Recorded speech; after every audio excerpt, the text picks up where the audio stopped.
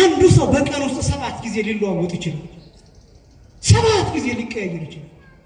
ሌሊት ሌላ ሰው ነው፣ ማታ ሌላ ሰው ነው፣ ቀን ሌላ ሰው ነው፣ ስራ ቦታ ሌላ ሰው ነው፣ ቤተ ክርስቲያን ሌላ ሰው ነው። ሌላው ቀርቶ በጾምና ጾሙ ሲፈታ የተለያየን ሰዎች ነን። አሁን ዝም ያልነን በጥቂቱ ጾሙ ስለሆነ 2 ቀሚስ አለን፣ 2 ልብስ አለን። አሁን የለበስነው የጾም ልብስ ነው። ጾሙ ከተፈታ በኋላ አሁን ሳጥን ውስጥ ቆልፈን ያስቀመጥነው የዝሙት ልብስ አለ። የምንማማርበት የትምህርት ርዕስ ሙሽራይቱ ያለችው እርሱ ሙሽራ ነው በሚል ርዕስ ይሆናል።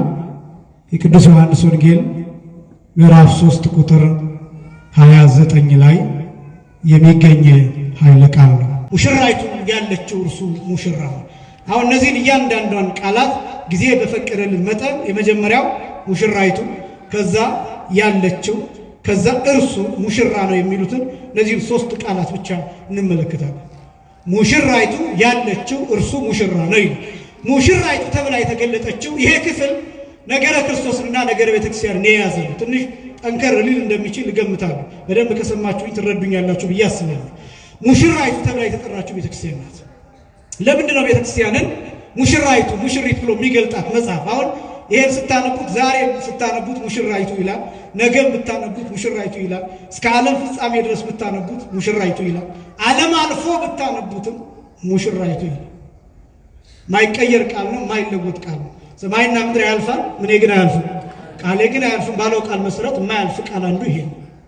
ለቤተክርስቲያን የተነገረ ሙሽራ የተሸለመች ናት፣ ሙሽራ ያጌጠች ናት፣ ሙሽራ የተዋበች ናት፣ ሙሽራ የምትከበር ናት፣ ሙሽራ በዕለቱ ሰዎች የሚወዷት ናት፣ ሙሽራ የምትንከባከብ ናት፣ ሰዎች የሚንከባከቧት ናት፣ ሙሽራ በሰርጓ ቀን ደስ የሚላት ናት፣ ደስተኛ ናት። በምንም አይነት ጌጥ ተብሎ በሚጠራ ነገር ሁሉ የምታጌጥ ናት። ሙሽራ በዓል ያላት ናት። በዓል ያላት ናት። በዓል የሚለው ከዚህ የወጣ ነው። በዓል ያላት ናት። የሰርጓ ቀን በዓሏ ነው። ቤተክርስቲያን ሙሽሪት ተብላ የምትጠራው ለዚህ ነው። ሁልጊዜ በዓል አላት ቤተክርስቲያን። ሁልጊዜ የተሸለመች ናት ቤተክርስቲያን። ሁልጊዜ ያጌጠች ናት ቤተክርስቲያን። ሁልጊዜ የምታምር ናት ቤተክርስቲያን። ሁልጊዜ የተዋበች ናት ቤተክርስቲያን። ሁልጊዜ ደስተኛ ናት ቤተክርስቲያን። በወንጌል እንደተገለጠ የቅዱስ ሉቃስ ወንጌል ምዕራፍ 1 ላይ ከቁጥር 28 ጀምሮ እመቤታችን የሰማቻቸው ቃላት፣ ለምሳሌ ደስተኛይቱ ሆይ ደስ ይበልሽ የሚለው ቃል ቅዱስ ገብርኤል የተናገረው ቃል ለእመቤታችን ብቻ የተነገረ አይደለም፣ ለቤተ ክርስቲያንም የተነገረ ነው። ቤተ ክርስቲያን ደስተኛ ናት። ወንጌል ያላት ናት ቤተ ክርስቲያን። ሰላም ያላት ናት ቤተ ክርስቲያን። የምስራች ያላት ናት ቤተ ክርስቲያን። ብስራት ያላት፣ ትንሣኤ ያላት፣ ኃይል ያላት፣ አቅም ያላት፣ ጉልበት ያላት፣ ሁልጊዜ ይህንን ደስታ ለዓለም የምትናገር ቤተክርስቲያን፣ እየተቀደሰች የምስራችን የምትናገር፣ ማህሌት ቁማ የምስራችን የምትናገር፣ ሰዓታት ቁማ የምስራችን የምትናገር፣ በኪዳን የምስራችን የምትናገር፣ በወንጌል በጉባኤ የምስራችን የምትናገር ደስተኛ ናት ቤተክርስቲያን። ከውስጧ ይሄ ደስታ ወንጌል እየፈለቀላት የምትኖር እየመነጨላት የምትኖር ናት ቤተክርስቲያን። ለዚህ ነው ምእመናን ወደ ቤተክርስቲያን ስትመጡ ደስ የሚላችሁ ማይከፋችሁ፣ የምትጽናኑት፣ የምትረጋጉት፣ ሰላም የምታገኙት፣ ሰውነታችሁ የሚያርፈው ከራስ ጠጉራችሁ እስከ እግር ጥፍራችሁ ድረስ መረጋጋት የሚሰማችሁ ይቺ ደስታ ያላት ቤተክርስቲያን ስለምትነካችሁ ነው። የጌታ የልብስ ጫፍ ስለሚገኝበት፣ የቀሚሱ ጫፍ ስለሚገኝበት፣ በምናልፍበት በምንቀመጥበት በቆምንበት ቦታ ሁሉ ይሄ ደስታ ስለሚያገኘን ከዚህ ስንወጣ ደስ እያለን የምንሄደው፣ አርፈን የእግዚአብሔርን ቃል ረጅም ሰዓት የምንሰማው፣ ረጅም ሰዓት የምንጸልይበት፣ የምናመሰግንበት፣ የምንዘምርበት ሰዓት፣ ቆመን የማንሰለቸው ማይመች ቦታ ተቀምጠን ረጅም ሰዓት የምንቆይበት ምክንያት ከቤተ ክርስቲያኒቱ የሚፈልቀው ደስታ በልባችን በኩል ስለሚያልፍ ነው። በአይምሯችን በኩል ስለሚያልፍ ነው። የሌላው ቦታ ደስታ ይሰለቻል። ሐይቅ ዳር ብትሄዱ ጥቂት ጊዜ ደስ ሊላችሁ ይችላል፣ ግን ይሰለቻችኋል። አሉ የሚባሉ መዝናኛ ቦታዎች ብትሄዱ ጥቂት ጊዜ አይምሯችሁ ሊያርፍ ይችላል፣ ዝም ልትሉ ትችላላችሁ፣ ቆይቶ ይሰለቻችኋል። ራሱ የተቀመጣችሁበት ቦታ ያስጨንቃችኋል። እዚህ ስትሆኑ ግን የማያልቅ ደስታ፣ የማይነጥፍ ደስታ በልባችሁ ያልፋል፣ በአይምሯችሁ ያልፋል። በነፍሳችሁ በሰውነታችሁ ሲነዝራችሁ ይሰማችኋል ስታስተውሉ። ለምን? እቺ ቤተክርስቲያን ደስታን ታፈልቃለች። ደስታ ይፈልቅባታል፣ ይመነጭባታል። አባቶቻችን ሲናገሩ እንዲህ ይላሉ። መልአኩ ቅዱስ ገብርኤል ለእመቤታችን ለቅድስት ድንግል ማርያም ተፈሥሒ ተፈሥሒ ፍሥሕት ያላት ደስተኛይት ሆይ ደስ ይበልሽ ብሎ የተናገረው ቃል በሰው ልቡና ለዘላለም እየመነጨ ይኖራል ይላል። ሳያቋርጥ እየመነጨ ይኖራል። በክርስቲያኖች ልብ፣ በኦርቶዶክሳውያን ልብ ይሄ ነው። ቤተ ክርስቲያን ሙሽሪት ናት የምትባለው ለዚህ ያጌጠች ናት። ቤተ ክርስቲያን ሙሽራ አለ በሚባል ነገር ሁሉ ያጌጠች የተሸለመች እንደሆነች ሁሉ ቤተ ክርስቲያን በክርስቶስ መከራ ያጌጠች ናት። በጌታ መከራ ያጌጠች ናት። በመስቀል የምታጌጥ ናት። ቅዱስ ዮሐንስ አፈወርቅ ሲናገር ይትባረክ እግዚአብሔር ዘሰመይ ሕማማተ ወልዱ ክብረ ወስብሐተ ይላል።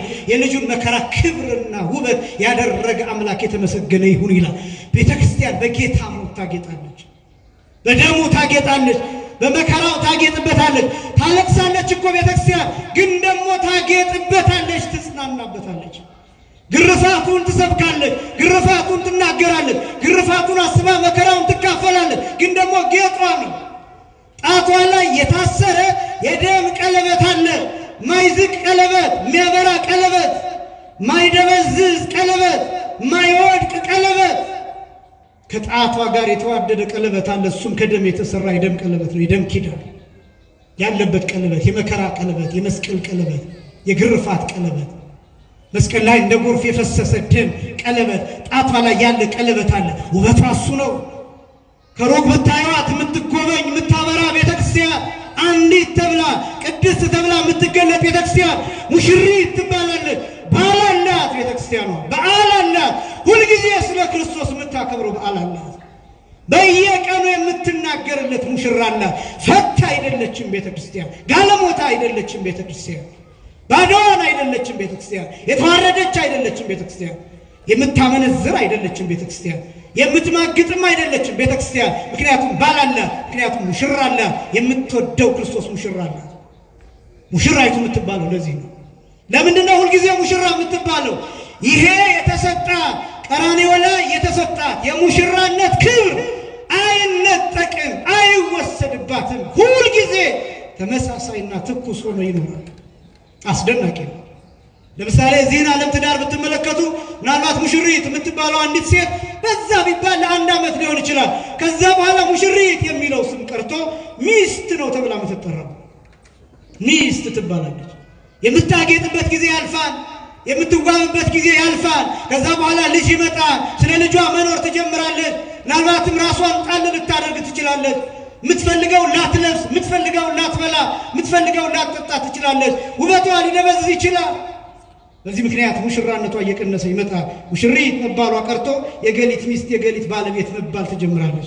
ይሄ የውርደት ስም ነው እያልኩኝ አይደለም፣ ግን ከጌጥና ከውበት ዝቅ ማለት ይጀምራል፣ መጎሳቆል ይጀምራል። ቤተክርስቲያን ግን ሁልጊዜ ሙሽራ ነው።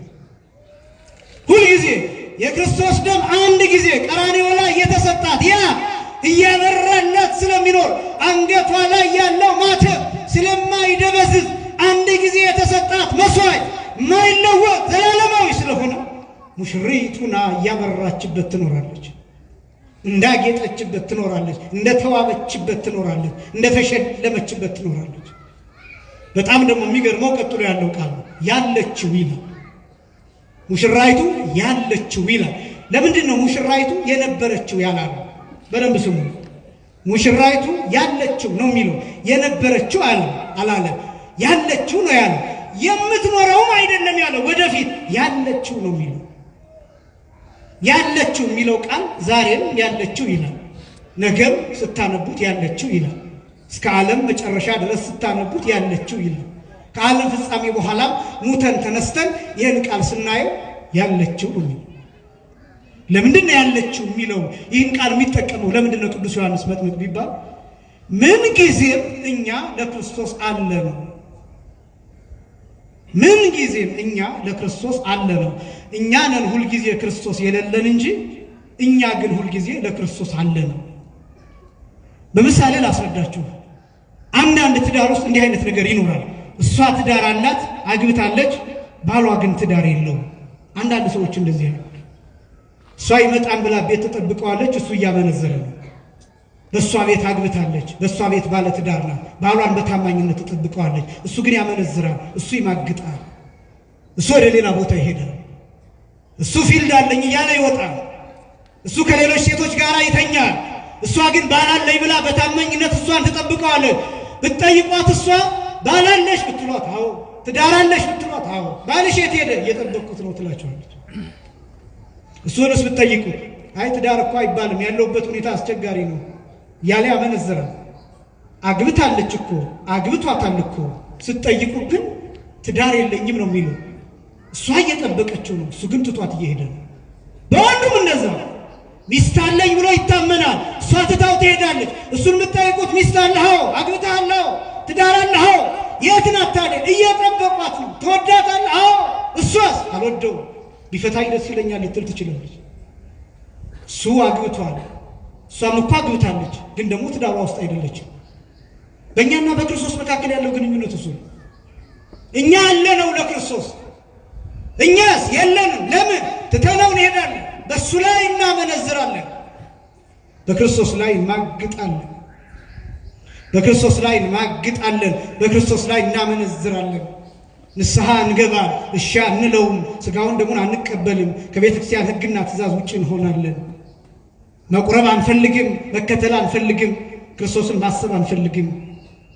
እሱ ቢጠየቅ አዎ አሉኝ ይላል። እኛ ግን ብንጠየቅ የለንም። ምክንያቱም ክርስቶስን ረስተነዋል። ከጌታ መከራ ይልቅ የአርሴናል እና የማንቸስተር ኳስ ጨዋታ የእነሱ መሸናነፍ ያስጨንቀናል።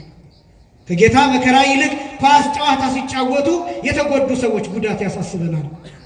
ከጌታ ግርፋት ይልቅ ከ6666 ግርፋት ይልቅ ስጋው እስኪበተን ከተገረፈው ግርፋት ይልቅ ደሙ ምድር ላይ እስኪረጭ ድረስ የቀራንዮን መሬት፣ የቀራንዮን አፈር፣ የቀራንዮን ምድር እስኪያርሰው ድረስ ከፈሰሰው የጌታችን ደም ይልቅ እኛ የሚያሳስበን የሆነ ሜዳ ላይ የሚራገጡ ሰዎች ቁስል፣ የእነሱ ጥዝጣዜ ያስጨንቀናል። የእነሱ ቀይ ካርድ ማየት፣ የእነሱ ቢጫ ካርድ ማየት፣ የእነሱ በሆነ ሰዓት አጥቂ መሆን፣ የእነሱ ሰዓት መከላከል፣ የእነሱ በሆነ ሰዓት መቀያየር ያስጨንቀናል። ቀጣይ የሚጫወቱት ጨዋታ ማን የበላይነት የማን ነጥብ ምናምን የእነሱን ማሊያ መልበስ ያስጨንቀናል። እኔ እሱን ማድረግ ኃጢአት ነው አይደለም እያልኩ ያላችሁት ወጣቶች፣ እኔ ኳስ ማየት ኃጢአት ነው አይደለም እያልኳቸው ያለሁት። ግን ለኳስ ከሰጣችሁት ከ90 ደቂቃ ምን ያህሎቻችሁ ስለ ክርስቶስ ማሰብ ትችላላችሁ? 5 ደቂቃ 10 ደቂቃ ስለ ክርስቶስ መከራ፣ ስለ ክርስቶስ ስቃይ፣ ቤተክርስቲያን ዕለት ዕለት ስለምትሰብከው ስቃይ፣ ዕለት ዕለት ስለምትናገረው ጅራፍ፣ ዕለት ዕለት ስለምትናገረው መስቀል፣ ዕለት ዕለት ስለምትናገረው ችንካር፣ ዕለት ዕለት ስለምትሰዋው ስጋና ደም። ስለዚህ ስንቶቻችን እንጨነቃለን? ሌላው የስፖርት ጨዋታ ስለሚያስጨንቀን ከዚህ ሩቡን ያህል ቲክቶክ ከምናየው ሩቡን ያህል ዩቲዩብ ላይ ከምንቆየው ሩቡን ያህል ዘፈን ከምንሰማው ሩቡን ያህል የድንግል ማርያምን ለቅሶ ስንቶቻችን አስበናል? እኛ የብዙዎች ፊልም አክተሮችን እንባ እያየን አልቅሰናል። ሶፍት ተቀባብለን አይናችንን ጠርገናል፣ እንባችንን ጠርገናል። በአንድ ደራሲ ሙናብ ውስጥ በአንድ ደራሲ አይምሮ ውስጥ የተሯሯጡ ገጸ ባህሪያትን ታሪክ አይተን የእውነት ያልሞቱ ሰዎች እንደሞቱ ተደርገው የተሳሉብንን አይተን አልቅሰናል። ሶፍት ተቀባብለን። ክርስቶስ እኮ ፊክሽን አይደለም፣ የእውነት ነው የሞተው። ፊክሽን አይደለም፣ ልቦለድ አይደለም። እዚህ ቁመን የምናወራ የክርስቶስ መከራ ፊልም አይደለም፣ ድራማም አይደለም፣ ተውኔት አይደለም፣ ቲያትር አይደለም። የእውነት ነው የሞተው፣ የእውነት ነው የሞተው። ታዋቂ የሚባሉ ደራሲዎች፣ ታዋቂ የሚባሉ ባለቅኔዎች፣ ታዋቂ የሚባሉ ገጣሚዎች እነሱ የሚተርኳቸውን እነሱ የሚስሏቸውን አይነት ስዕል አይደለም የምንነግራችሁ፣ የእውነት ነው የምንነግራችሁ። ምናልባት የእኛ ሕይወት ሊሆን ይችላል አስቸጋሪ። ክርስቶስ የእውነት ነው የሞተው፣ የእውነት ነው የተገረፈው። ፊልም አይደለም፣ ድራማ አይደለም። እና ለምንድን ነው ይህን የማናስበው? ጨዋታ በእውነት አይደለም። ተጫዋቾቹ ከተጫወቱ በኋላ ይተቃቀፋሉ፣ ይገባበዛሉ፣ አብረው ይበላሉ፣ አብረው ይጠጣሉ። እኛ እዚህ በደጋፊ ተለያይተን አንዳንዶቻችን ልንጋደል ሁሉ እንችላለን፣ እንበሻሸቃለን። እነሱ ራት አብረው ይበላሉ። እኛ ይሄን ውሸት የሆነውን ዓለም እየተከተልን እውነት ከሆነው ከክርስቶስ ጋር ተለያየን። የውሸት ልብስ አለ፣ የስካር ልብስ አለ፣ የመጠጥ ልብስ አለ። ጾሙ ሲፈታ ያን ከሳጥን አውጥተን እንለብሰዋለን። ሁላችንም ለዛ ቀጠሮ ላይ ነው። ለመሳደብ ቀጠሮ ላይ፣ ለመጣላት ቀጠሮ ላይ። አሁን ጾም ነው እንጂ አሳይሃለሁ ብለን ለፋሲካ የቀጠርናቸው ጠላቶች አሉ። ለፋሲካ የቀጠርነው ወንጀል አለ በልባችን። ሲፈሰክ ኃጢአት ለመስራት፣ ሲፈሰክ ወንጀል ለመስራት፣ ሲፈሰክ ከአይምሯችን ያንን ቂም ለመጥፋት፣ ያንን በቀል ለመጥፋት አይበቃንም? ተበቀልን እስኪ በቃል እዚህ ሀገር በእኛ በቀል ምክንያት ሕፃናት ሞቱ፣ እናቶች ሞቱ፣ አለቀሱ። አይበቃም? አይበቃም ወንጀል? አይበቃም ኃጢአት? አይበቃም ነውር? አይበቃም መጨፈር? ለዚች ሀገር ምን ሰጣት? ለዚች ሀገር ምን አደረገላት? ለትውልዱ ምን ሰጠው?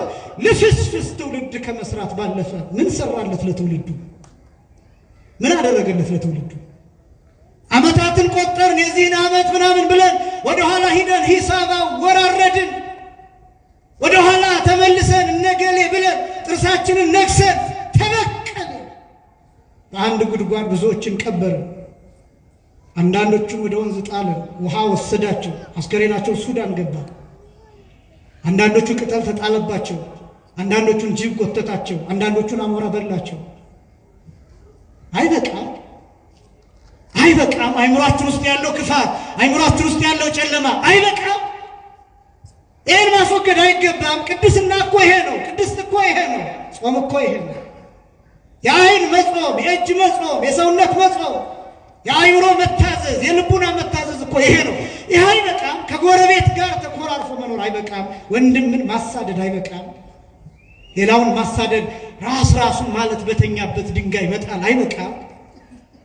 የወደቀ ግንድ ምሳር ይበዛበታል ይባላል። የወደቀውን ሰው ሁላችንም ድንጋይ አንስተን ከምንጥልበት እንዲነሳ ብናግዘው፣ ይህን ብናደርግ አይሻልም? በጎነት ቢመጣ በአይምሯችን ጥሩነት ቢያልፍ አይሻልም?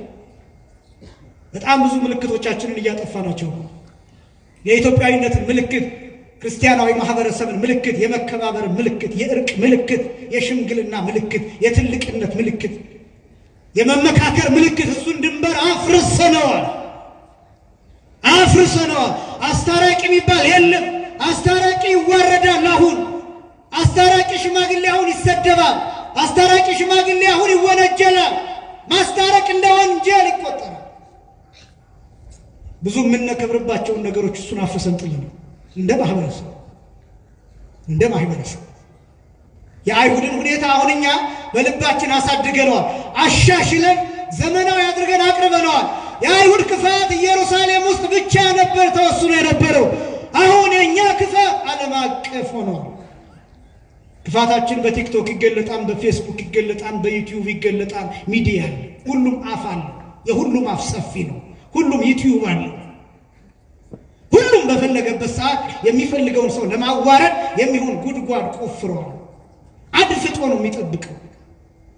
የአንድ ሰው ኃጢአት፣ የአንድ ሰው ገመና፣ የአንድ ሰው ፋይል ከተገኘ ያን ፖስት ለማድረግ እያስፈራራ ልክ ምላጭ ጨብጦ እንደሚኖር ወታደር ተጠንቅቆ የሚኖር ሰው ብዙ ነው። ስልኩ ላይ አርቆ የቀበረ ጊዜው ሲደርስ ያንን ለመበተን ለማዋረድ የአባቶቻችንን ገመና፣ የቤተክርስቲያንን አገልጋዮች ገመና፣ የቀሳውስቱን ገመና፣ የሊቃነ ጳጳሳቱን ብቻ አገኘሁ የሚለውን ነገር በሙሉ ይዞ ተጠንቅቆ የሚጠብቀው ሰው ብዙ ነው። በዛ ጊዜው ሲደርስ ዶክመንተሪ ሰርቶ እሱን ለመበተን ምን ይሰራል? እግዚአብሔርን ማታለል ይቻላል ወይ? በዚህ ሁኔታ የምንጸልየው ጸሎት ያደርጋል ወይ? ወደ ሰማይ ይሄዳል ወይ? እንዲህ እኮ ነው የሚለው ጌታ። እናንተ የሰዎቹን ኃጢአት ይቅር ካላላችሁ የሰማያዊ አባታችሁ እናንተን ይቅር አይላችሁም ነው። ይቅር ያላልናቸው ሰዎች ብዙ ናቸው። በልባችን የገደልናቸው ሰዎች ብዙ ናቸው። በእውነት ይህን ይዞ መጾም ይቻላል? ቢቀር አይሻልም ወይ? አንዳንድ ጊዜ ቢቀር አይሻልም ወይ? ጾም እኮ ዓላማው ይሄ ነው። ፊታችሁን ታጠቡ ይላል ጌታ። የማቴዎስ ወንጌል ምዕራፍ 6 ከቁጥር 16 ጀምሮ የተጻፈው ቃል፣ አንተ ግን በምትጾምበት ጊዜ ፊትህን ታጠብ፣ ጆሮህን ታጠበው፣ ዓይንህን ታጠብ፣ አንደበትህን ታጠብ። የስሜት ሕዋሳቶቻችን ታጠባቸው። በንስሐ ታጠብ፣ በሥጋው ደሙ ታጠብ፣ በእግዚአብሔር ቃል ታጠብ፣ በወንጌል ታጠብ፣ በመንፈስ ቅዱስ እሳትነት ታጠብ። ንጹሕ አድርገው ሰውነት። ይሄን ነው የታዘዘ። እያችሁ እኛ እንደዚህ ስንኖር ክርስቶስን እናጠዋለን። በእውነት ክርስቶስን ከማጣት እግዚአብሔር ሁላችንንም ይሰውረን። ቤተ ክርስቲያን አለችው ለክርስቶስ፣ ሙሽራይቱ አለችው። ይህን ደግሞ በሌላ መልኩ ላሳያችሁ። እኛ እያመነዘርን ክርስቶስ ግን ይጠብቀናል። በጣም እኮ የሚያሳዝን አምላክ እኮ። በጣም እኮ ምስኪን አምላክ እኮ ነው። በጣም እኮ ልብ የሚል ይሄን ስታስቡት እኮ ቅዱሳን ክርስቶስን የሚወዱት ተገደው አይደለም፣ ተገደው አይደለም፣ ገብቷቸው ነው። የሚያስገድዳቸውን ፍቅሩ ነው። አሁን ክርስቶስን እንዲህ ብላችሁ ብትጠይቁት ሙሽራይቱ አለች ሆይ ብላችሁ ብትጠይቁት አዎ ይላችሁ። ሙሽራይቱ ማናት ብትሉት ቤተክርስቲያን ናት ይሏችኋል። አንተ ነህ ይልሃል፣ አንቺ ነሽ ይልሃል። እንዴ ታዲያ አንተ አለችኝ ሙሽራይቱ ትላለህ እንጂ እሷ እኮ የለችም ብትሉት ምን እንደሚል ታውቃላችሁ? እጠብቃታለሁ ይላችኋል። እሷ እኮ እያመነዘረች ነው ብትሉት እጠብቃታለሁ ይላችኋል። ያኛው እኮ በ40 ቀን በ80 ቀን ልጅነት የተቀበለው ሙሽራ እሱ እኮ እየጠጣ ነው ብትሉት ምን እንደሚል ታውቃላችሁ? እጠብቀዋለሁ ነው የሚላችሁ። በዚህ ሰዓት እያጨሰ ያለ ሙሽራ አለ፣ ቤተክርስቲያን አለ። በዚህ ሰዓት እያመነዘረ ያለ ቤተክርስቲያን አለ። ቤተክርስቲያን የምላችሁ ሰውየውን ነው። ቤተክርስቲያን የምላችሁ ሴትዮዋን ነው። አሁን ለጊዜው እኔና እናንተ በእግዚአብሔር ፊት ነው ያለነው። ለዚህም እግዚአብሔር የተመሰገነ ይሁን። በዚህ ሰዓት በእግዚአብሔር ፊት የሌሉ እያመነዘሩ ያሉ ሰዎች አሉ። እነዚያን ክርስቶስ ይጠብቃቸው እንዴ ብላችሁ እናንተ ነገር ለመስራት ትሞክራላችሁ። እንትና እኮ እዛ ጋር ምንም ያክል ጫት በአፍ ውስጥ አስገብቶ ጉንጩ ተወጥሮ ነው ያለው ብትሉት ቢሆንም እጠብቀዋለሁ ይላችሁ። ቢሆንም እስኪመጣ እጠብቀዋለሁ፣ ንስሐ እስኪመጣ እጠብቀዋለሁ። ጫቱን ከአፉ እስኪተፋ፣ ጫቱን ከአፉ እስኪተፋ፣ ሲጋራውን እስኪተወው፣ ሱሱን እስኪተወው፣ እስኪመለስ ድረስ፣ ልቡ እስኪነካ ድረስ፣ እስኪገባው ድረስ፣ እስከሚረዳን ድረስ እጠብቀዋለሁ። እስኪመጣ ድረስ እጠብቀዋለሁ። ስለዚህ አለኝ። እሱ ነው እምቢ ያለው እንጂ እኔ ግን ፈቃደኛ ነኝ ነው የሚለው። እሱ ነው የፈታኝ እንጂ እኔ አልፈታሁትም። እሱ ነው የተወኝ እንጂ እኔ አልተውኩትም። እሱ ነው የረሳኝ እንጂ እኔ አልረሳሁትም። እሱ ነው ያልወደደኝ እንጂ እኔ ግን ወደዋለሁ ነው የሚለው። አሁን ምን መስሎ ይታይሃል? ያ ጫት የሚቅመው ሰው ምን መስሎ ይታይሃል ብትሉት ክርስቶስ ምን እንደሚል ታውቃላችሁ? ያኔ መስቀል ላይ ተሰቅዬ ባየሁት ውበት ነው አሁንም የሚታየኝ ነው የሚላቸው። ያኔ ባየው ውበት አያችሁ። ሙሽራይቱ አትጎሰቁልበትም። የዚህ ዓለም ትዳር የሆነ እንደሆነስ ከጋብቻ በፊት በጣም ውብ መስላ ትታየው የነበረችዋ ሴት ካገባት በኋላ ውበቱ ይቀንስባታል። ስለ ልጆቿ ስትንከራተት፣ ለልጆቿ መስዋዕትነት ስትከፍል ፊቷ ይጠቁርበታል። በዚህ ምክንያት ፍቅሩ ይቀንስበታል፣ ፍቅሩ ይቀዘቅዝበታል።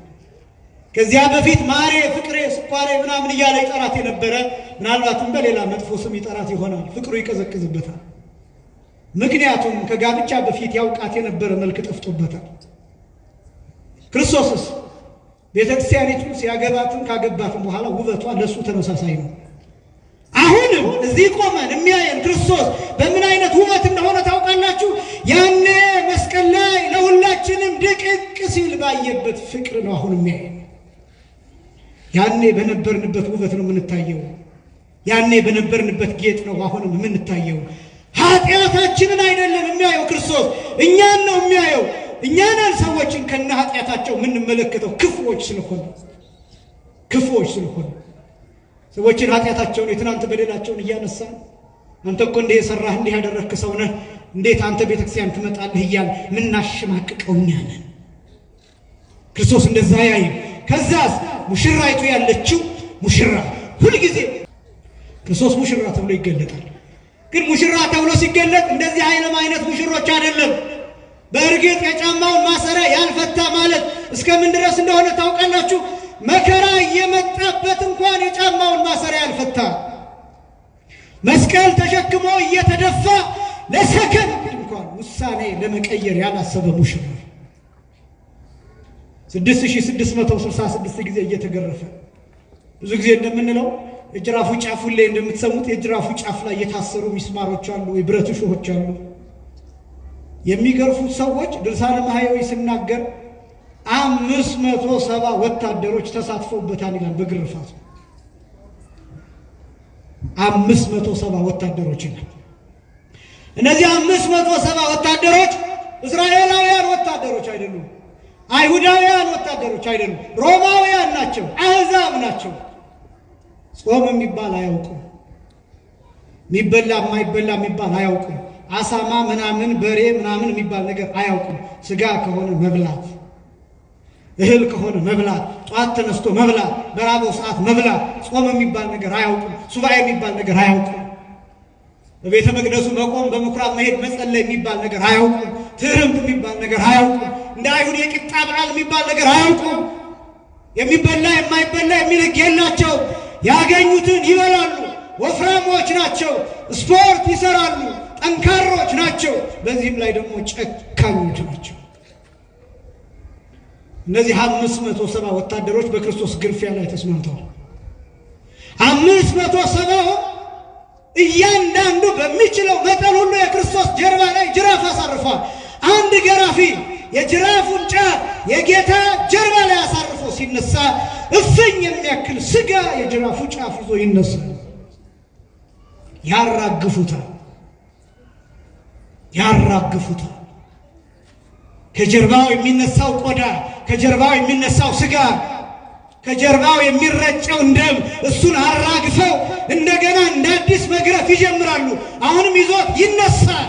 ያ ስጋ ምድር ላይ ተበትኗል፣ ተፈርፍሯል። አየር ላይ ተረጭቷል። ምድሪቱ ያን ደም ጠጥተዋለች። ክርስቶስ ሲገለጥ በመካከለኛ ቁመት ቢገለጥ የሰው ቁመት እንደ ሳይዝ ከ4.5 ሊትር እስከ 6.5 ሊትር ደም አለው በሰው ውስጥ። ከ4.5 ሊትር እንደየቁመቱ እንደየውፍረቱ ከ4.5 ሊትር እስከ 6.5 ሊትር ደም በሰው ውስጥ ይገኛል። ክርስቶስን በመካከለኛ ቁመት ብንተነትነው ኦልሞስት 6 ሊትር ደም መሬት ላይ ተበትኗል። ምክንያቱም የተገረፈው ደሙ እስኪያልቅ። ሙሽራው ይሄ ነው። ደም የለበሰ ደም የተጎናጸፈ ሙሽራ እላዩ ላይ በሙሽራነት ጌጥ ፋንታ የመከራ የብረት እሾህ 70 የሚደርስ የእሾህ ብረት ጭንቅላቱ ላይ የተገጠመለት ሙሽራ በሰማውም አይነት ወደ ሰማይ የሚፈላ ደም ጭንቅላቱ ላይ ከራስ ቅሉ ላይ የሚፈላ ደም ይሄ ይታያችኋል። አስቀድሞ ከምድር ከሰባ አይነት የፈላ ውሃ አፍልቶ 7 ትካትን አጥፍቷቸው ነበር። ለዚያ ካሳ ለመክፈል ክርስቶስ ከጭንቅላቱ ከ7 ጉድጓድ የሚፈላ ደም ከጭንቅላቱ ከራስ ቅሉ ይወጣ ነበር። አንደኛው ተለይቶ ሹል ነው፣ ረጅም ነው። ከራስ ቅሉ ጀምሮ እስከ ልቡ ድረስ በጉሮሮ ወርዶ ነበር። እንዲህም ሆኖ የሚያደርጉትን አያውቁምና ይቅር በላቸው እያለ ይጮህ ነበር። ይሄ ብቻም አይደለም። ከመስቀሉ ጋር የተጣበቀበት ሮዳስ ተብሎ የሚጠራው ችንካር በልቡ ትክክል ነበር፣ እስከ መስቀሉ ድረስ የተቸነከረው። ከላይ ከጭንቅላቱ የሚወርደው ችንካር እሾህ፣ የብረት እሾህ ሽቦውን ከደረቱና ከመስቀሉ ጋር ያጣበቀው ሮዳስ የሚባለው ችንካር ልቡ ላይ መስቀል ሰርተዋል። እንዲህም እየሆነ የሚያደርጉትን አያውቁምና ይቅር በላቸው እያለ ይጮሃል። እንዳውም ድርሳነ ማሕየው የሚገልጠው 6666 የሚባለው ጅራፉ ያረፈበት የጅራፉን ጫፍ ቁጥር እንጂ አጠቃላይ ከሚስማሩ ከሹል አጥንት ጋር ሲቆጠር ከ50,000 በላይ ግርፋት ተገርፏል ይላል። በጅራፉ ብቻ። አጠቃላይ ግን በአይነቱ በመደቡ ሲቆጠር የመከራው አይነት ይላል 19125 የመከራ አይነት ተቀብሏል ይላል። 19125 የመከራ አይነት። ሽልማት አይደለም እምላችሁ፣ የገንዘብ ቁጥር የብር ቁጥር አይደለም፣ የደሞዝ ቁጥር አይደለም የነገርኳችሁ፣ የመከራ ቁጥር ነው የነገርኳችሁ። በአንድ ቀን በውስን ሰዓታት የተፈጸመ የመከራ አይነት ነው የነገርኳችሁ። ሙሽራው ይህን ተቀብሏል። ሙሽራው ራሱን አርዷል። ሙሽራው ራሱን ለሙሽራይቱ ምግብ አድርጎ አቅርበዋል።